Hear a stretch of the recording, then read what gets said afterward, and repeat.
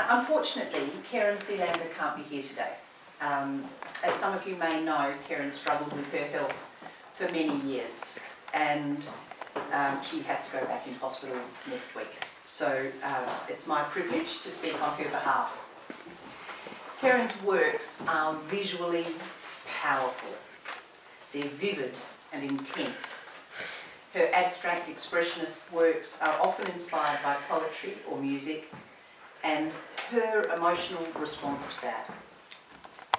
Words and phrases conjure up images which she will abstract and blur till she achieves a feeling and an image that she finds pleasing.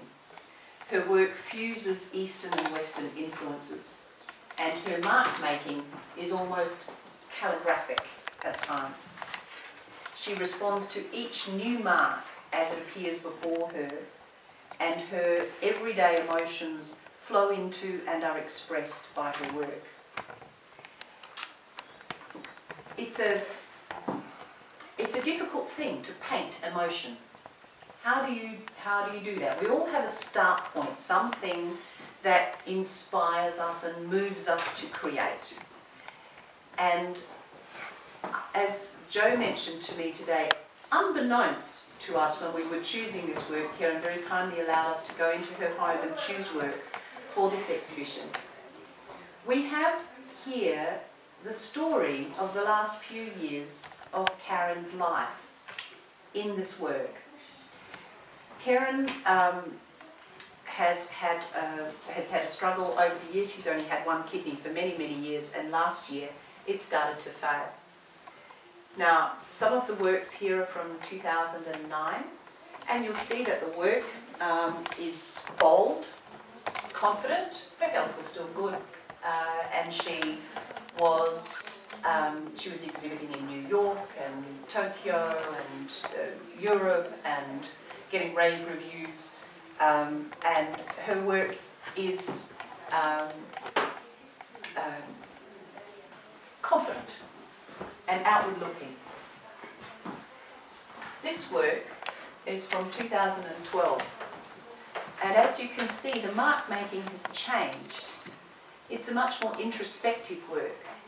At this stage, her health was not very good, and her kidney was failing, and there's not much you can do when you've only got one, except hope for a transplant.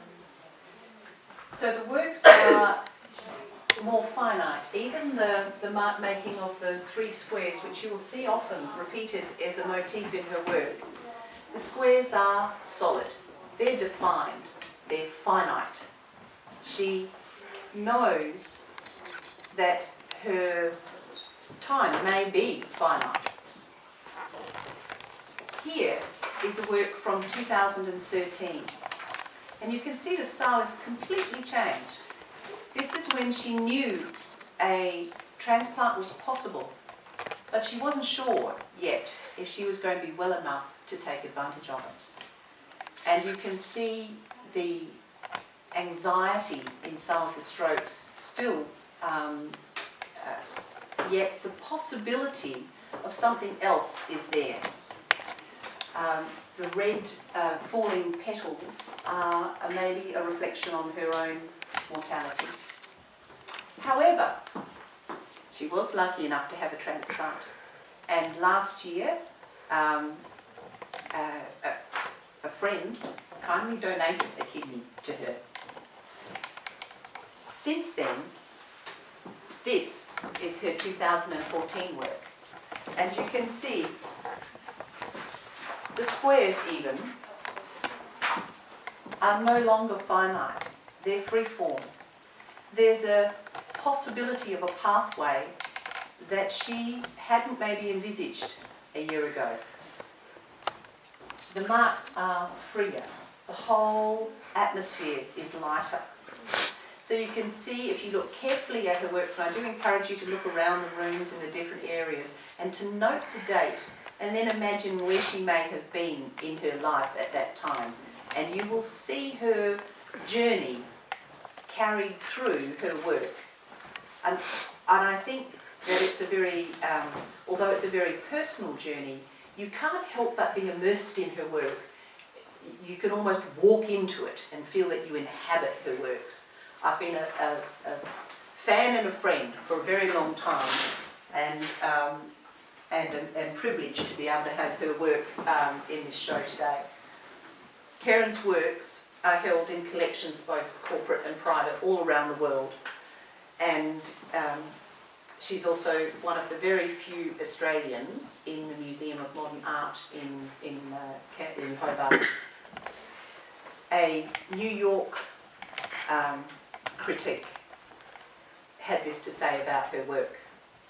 Artistic success may be measured in many different ways, but if the ability of a work of art to touch people deeply is any indication, then Seelander is a star. I might get very emotional, but I believe that absolutely about her work. I would like also, on this last day of the exhibition, to thank the hard-working artists that have put together such a fabulous show for us today. And also to thank Joe, our photographer extraordinaire, without whom sales will not be possible to be made, because he's organised all the point of sale for this and all of the signage. It's all Joe's, and that's a lot of work, much more than you would think. So thank you again, Joe, for your help with the exhibition, because it's a group effort to put on an exhibition like this. So thank you again for coming, and welcome. Enjoy the art.